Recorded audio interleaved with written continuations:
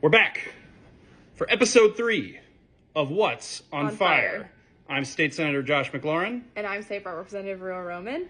And a lot of things are still on fire. You may have just seen today, this afternoon, that Trump and Vance were in the White House yelling in the Oval Office at President Zelensky from Ukraine and basically calling him ungrateful and saying that he was disrespectful and like trying to treat him like a child. But of course, he's a wartime president who kept his cool. By the way, former comedian who knows how to deal with bullies. And at the end of that yelling match, Zelensky gave a thumbs up to the cameras and Vance gave Trump a pat on the arm, I guess to reassure him that everything was going to be okay. But it's so embarrassing and everybody's talking about it.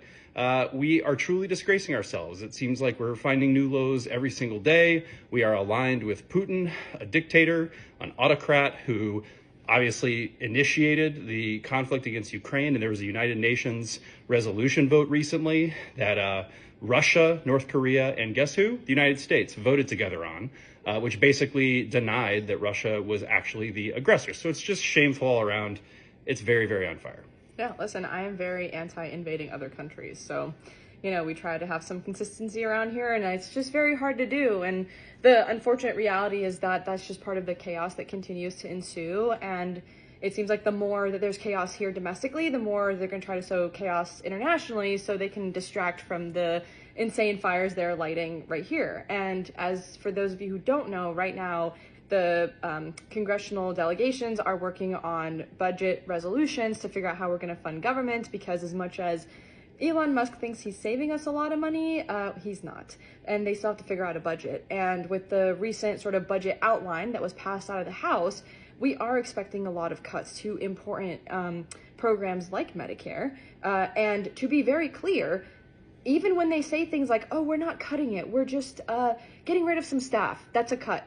If they say things like, oh, we're just adding work requirements, that's a cut. If they say things like, hey, we're just trying to increase the age here or the requirement here, that is a cut. So please understand when we tell you that the chaos that is happening is frankly by design to make sure that we are not paying attention to the fact that they're taking very important programs and life-saving programs away, which unfortunately, one of the other big deadlines coming up is that starting April 1st, Medicare will no longer be covering virtual visits. So if you are a senior, if you are somebody who has a hard time getting around, if you are somebody who is taking care of someone who relies on these visits, you know, we're going to start saying this a lot during these videos, but please take a moment to call your member of Congress and share that story, because remember how we said everything is intertwined, the chaos is intertwined, whether it's on things like Ukraine, where you can kind of tell they need to reassure themselves that the things they're doing are okay, or related to things like Medicare, and cutting that when it seems like they're not cutting it.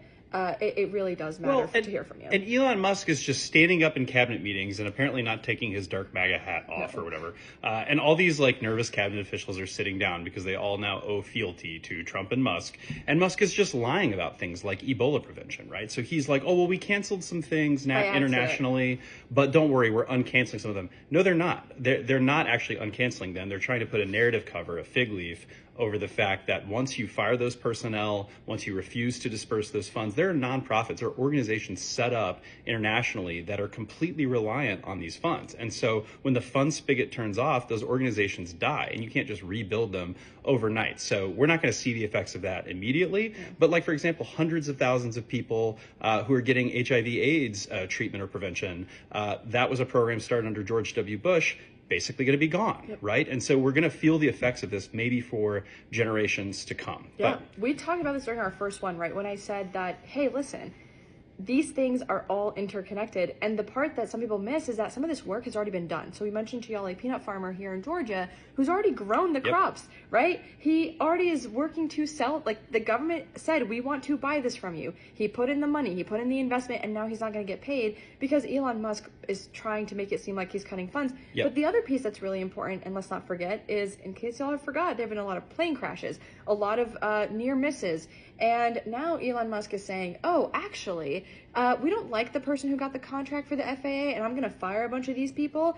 And on top of that, I am now going to take this contract. So this is where this is all going, right? It's really, really important to understand that so much of this that seems like a good idea, that we're cutting money, you know, your tax rates and things like that, is actually just Elon's way of trying to get more government contracts. How do you become a billionaire? You exploit people. How do you become a trillionaire? You exploit a government. Well, he's got tens of billions of dollars in federal contracts. So this point about, the conflict of interest should be obvious. I am going to come up with an official new name for the moment in What's on Fire when Rua brings up Elon Musk's contracts. It's going to be the Rua Musk moment, because it's the reason all roads lead back to Musk. What can I tell you? The reason that we have to remind you, right, that Musk is benefiting personally from all this is these things have to be understood in context. Cutting legitimate government services that help millions, if not billions, in the aggregate of people in order to benefit whom? One guy and a handful of cronies, right? I mean, whether you're on the right or the left, nobody likes billionaires right now. And nobody likes oligarchs that are essentially trying to break our system for their own benefit. And hey, what did you just do this week when it came to Doge in Georgia in the Senate? Oh, yeah, I gave a speech about, so Georgia, the Senate leaders were saying they were going to do a version of Doge, which, as you can imagine, is less popular by the day. So they were trying to kind of walk that back after they said it the first time in January. So I brought a picture of the actual dog, the Shiba Inu, named, Kabosu was the original dog? Yeah, I researched this too much. But this is like the original Doge meme from 2010 that became popular in 2013. I got to hold it up in the well of the Senate, and I never imagined in a million years that I would be an elected official holding a picture of an internet dog in order to make a point in 2025. But here we are. Yeah, it's terrible. And I want to be very clear, this is not normal. I know for a lot of you, this is all the politics you've ever known, but this is actually not how it's supposed to work. We are supposed to be serious people to do serious things to fix the serious issues around us. And, speaking of state stuff, we've still got a lot going on. I will say that we did see a lot of you asking us about repro related issues and wanted to give you all a bright spot, which is the fact that the House just unanimously passed protections for IVF. And it was a very important conversation, right? I mean, I think for a lot of people, they're wondering, why does this have to happen? But let's not forget, a lot of people also said the same thing about codifying access to healthcare like abortions.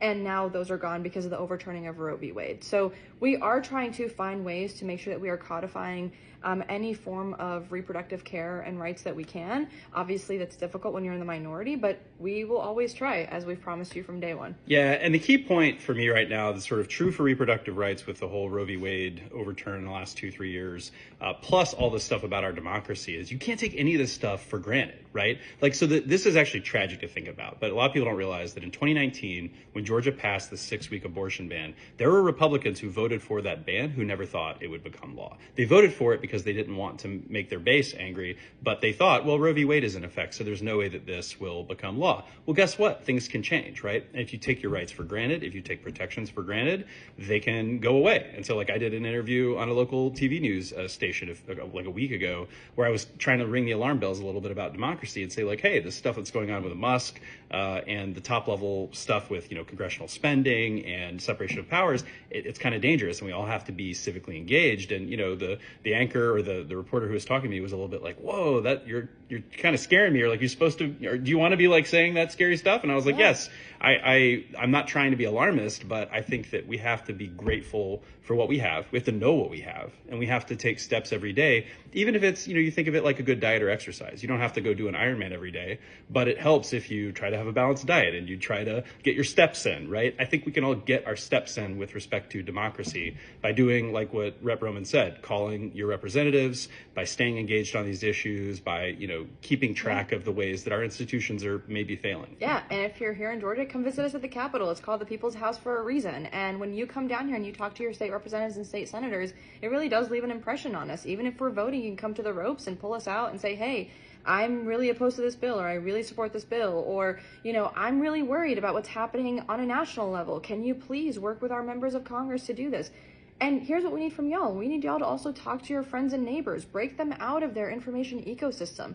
Tell them about what you are seeing, because the reality is that for a lot of them, they don't even know. They're hearing a narrative from people like Elon Musk. They're doing a great job, and they're cutting fraud, and they have absolutely no examples of it, but they're going to keep saying it, and a lot of people do trust them, which I know is hard to believe for some of y'all, but it's going to take all of us. So, this was our sort of little way of trying to tell you about something that literally happened just a few hours ago on top of everything that happened this week. Well, it's on fire. Yeah. So we have to talk about it. We got to. So thanks for joining us for another great episode Of What's on Fire.